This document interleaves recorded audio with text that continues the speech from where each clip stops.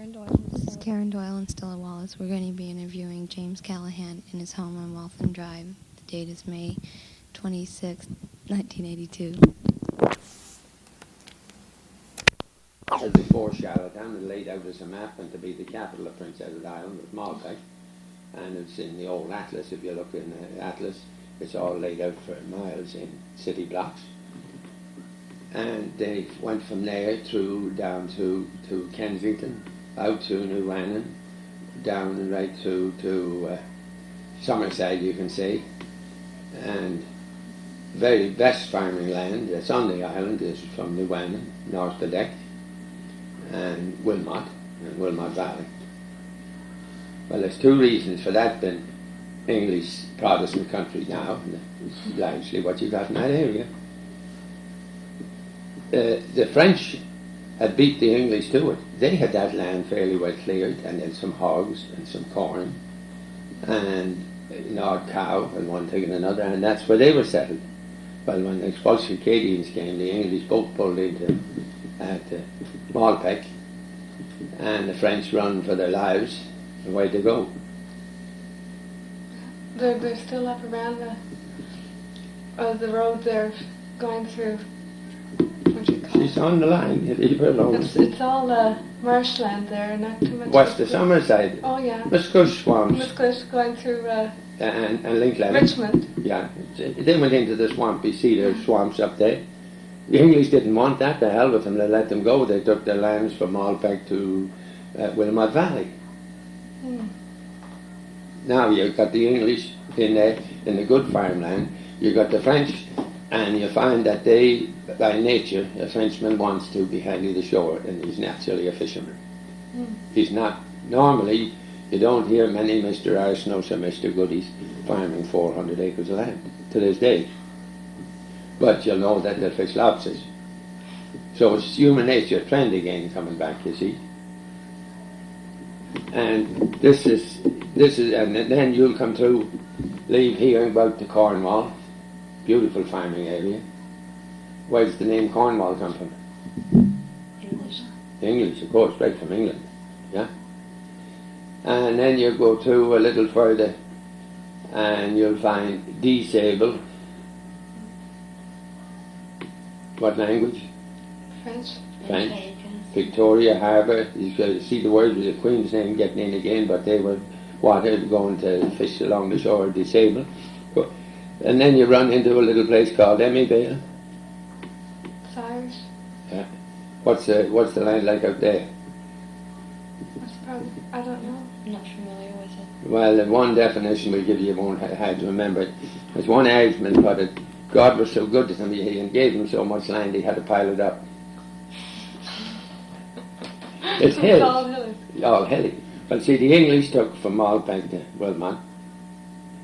Well, their Scottish friends, they gave them second choice, and the land that nobody wanted became the Irish. And they weren't supposed to be there anyway. But the one exception was the area around Kincourt. And those divisions of land, and they're all natural. If you owned the land, you'd give the best to your friends. Yeah. And the second best to your cousins. Well, what's left, I can't get it. And you drive to Emmyvale and Kelly's Cross and see if my interpretation is that this is the part that nobody wanted. The area that you were saying, the exception, that was because of Pope bringing out the settlers? Like, if it hadn't been for him, they probably would have gotten that land? He was broad-minded. It was nice land. He knew that. He wanted to see it settled. And he put a bunch of Irish in Concord. So this is, and that's what I mean. Now, drive along. If you drive from here to Cornwall, even through to North Wiltshire or round there, you'll find this pretty beautiful country. Leave that and go into Hartsville, or through that between there and Moan's Corner. Do you know where Moan's Corner is? You know where Hartsville is? Nobody home, come in. You could tell me I'd be driving through, go out here and then turn off in Winslow, beautiful country. As I get handy now at Rustigo, the beautiful houses that are along here, you'll find a little blue house with half an acre of ground and the land back of it. And I was tax assessor, oh no, we just own the land the house is on, they tell me. They didn't even keep a lot. They sold the land back of them to the Fergies or to somebody from Wiltshire or Charlottetown or somewhere else that had money. And the French had a little house. And as they widened the roads, their lots became smaller, and some of them had to be abolished. They didn't keep enough land. They were selling it. They never thought of saying, well, I want a backyard, I want a recreation area. This all happened just before you people were born, and perhaps by the time I was born. But it's been happening ever since I was born, as it was in the life. 75 years ago or so, the island became growing and growing, and there was no need for land. The price of land, didn't get, it was, people saw 50 years ago that the man that made land only made so much of it, not making any more. He's retired. So you'll not find two, but you will find one Frenchman with a lovely dairy herd along the road, believe it or not. And a beautiful, great big barn. And I looked at what the hell is this goes on here. And I'd know the name and everything before I'd be going in. We had maps and plans of the whole thing. And across the road of 50 or 60 lovely milk cows. One exception to the rule, you see.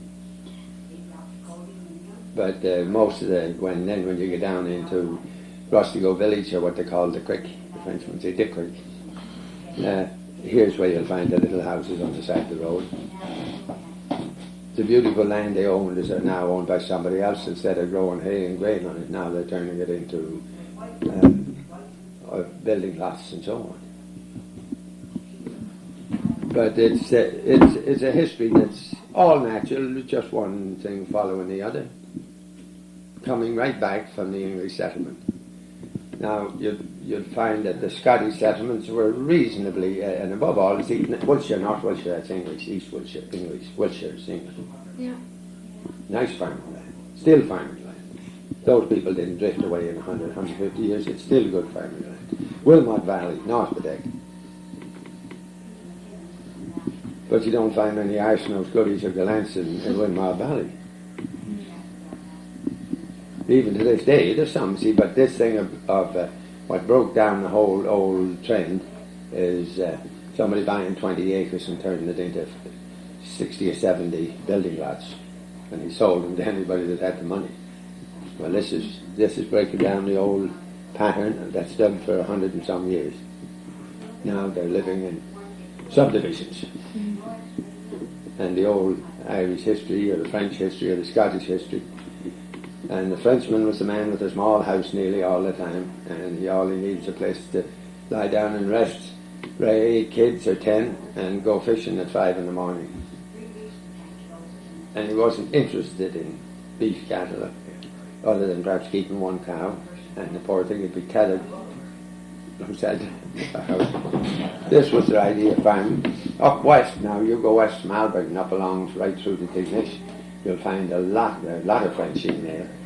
And the size of much land he owned, 7 acres, and 7 acres, and 5 acres, and 7, and the 5 and 7 acre farms, but no machinery, no anything. Now I'd run with a cow. I did a whole school district, and there was 5 cows in the school district back in the late 60s. 5 cows, we'd say there was 40, 50, 60 children. It was a school enough to keep a school district anyway now. And it's just about 2 school districts this side of Tignish, St. Philip or something like that. But there's a lot of lobster traps. And it was right like this time of year, lobsters sitting in full swing. You want to put this in your notes. One fellow had a tractor, little old tractor, only one tire was off, and there was one wheel on it, and the other was on the block of wood, and the tire that was on there had sunk into the ground in the spring when there was mud, and the grass was growing through it. It hadn't moved for a year, maybe 2. The tire was off. And his lobster traps were in the yard. And I said, Mr. Arsno, do you fish? Oh, yes. Well, I says, how come that big pile of traps there? Well, I'll do better when the season closes.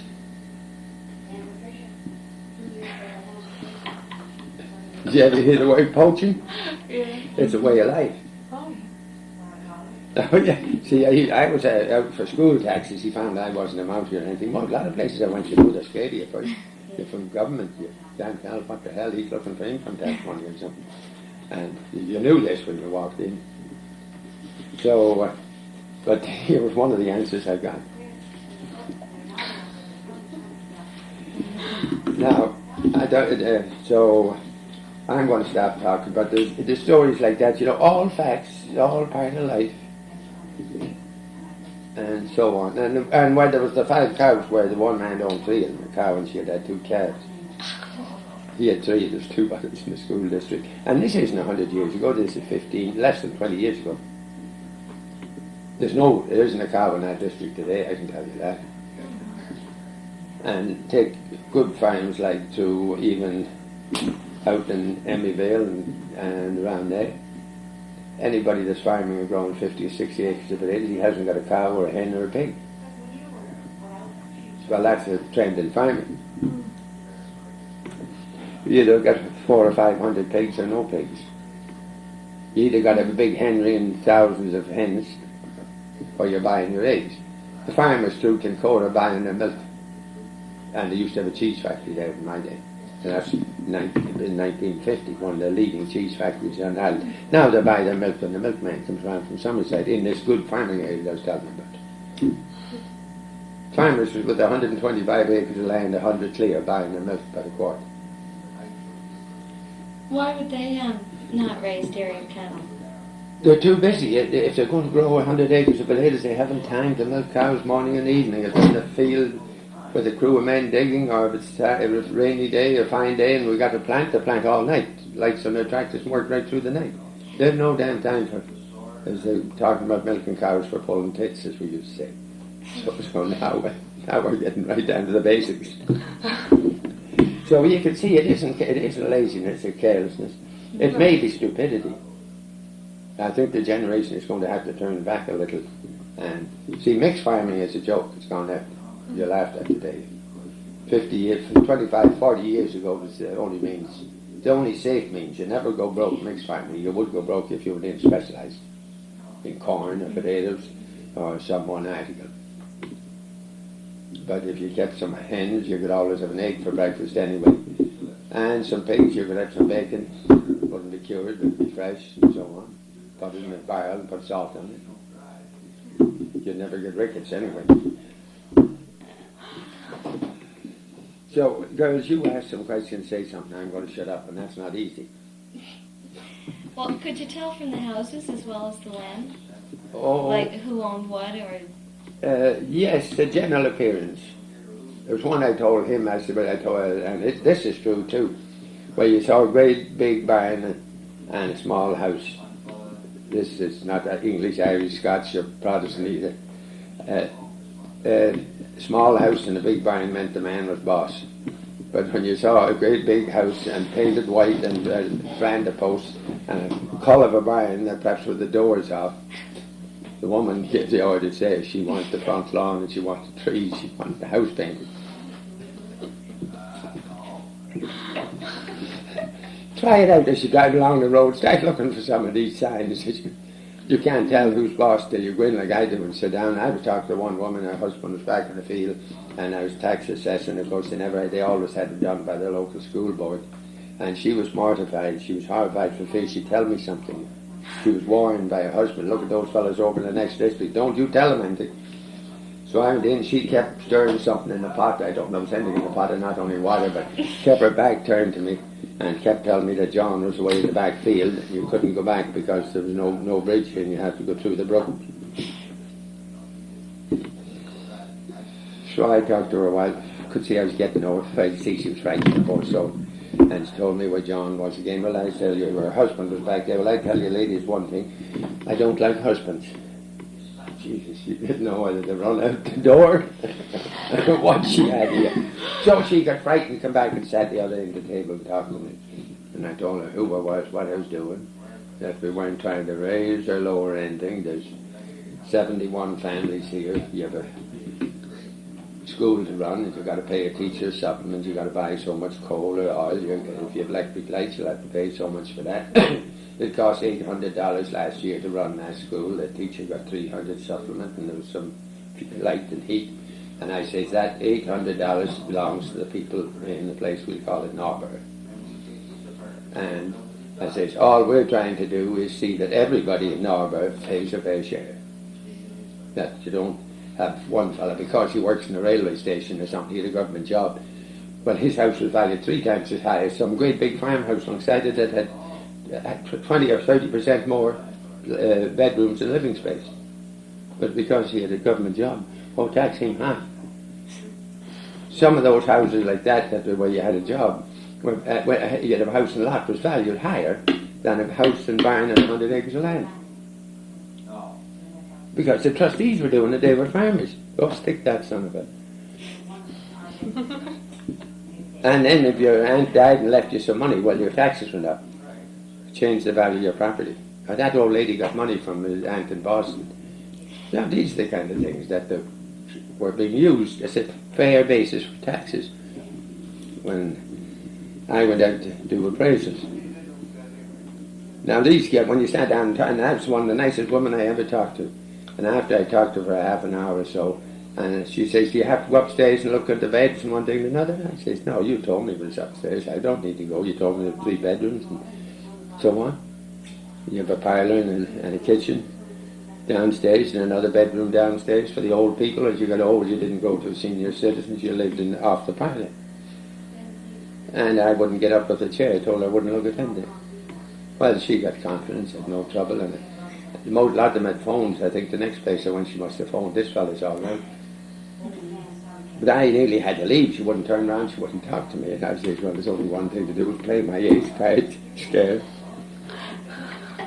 And end up, well, when will you be back? I says, well, now I'm through with it. May be a better man than me. Oh, no, if anyone comes around, you come back again. I was invited back in more places.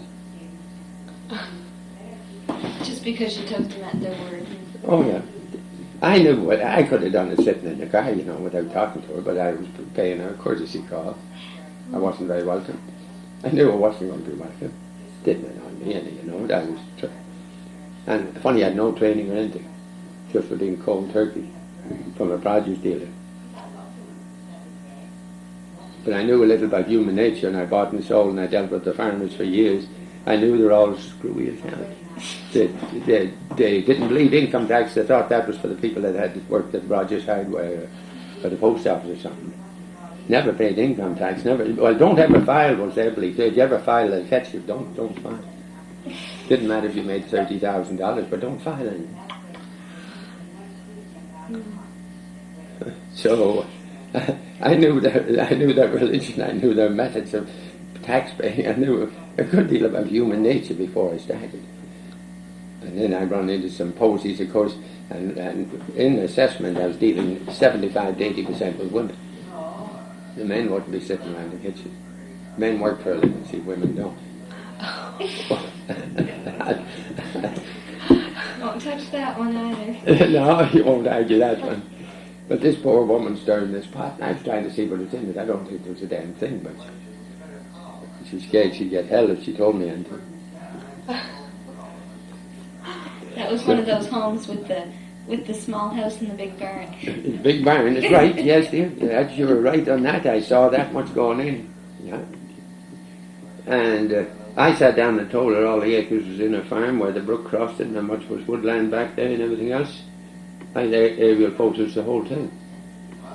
I told her the year a house was built. So it says that, she don't. Then she won't know they want to see the bed. She's scared I'd look on the bed to see was there dust on them, And if some of the assessors without first were foolish enough to go and do, went to count the rooms upstairs at home and told you there's 3.5. And what the hell difference was that one was bigger or this one was small? I wasn't buying the place. So this is human nature at its best. Look, girls, ask some questions or make some notes, and when you go to fill them out, anything you want to hear, come down, be out in the yard, in the backyard, here in the garden, anytime. Glad to talk to you. Can you write a report from what you heard of some kind? And when you come out, yeah.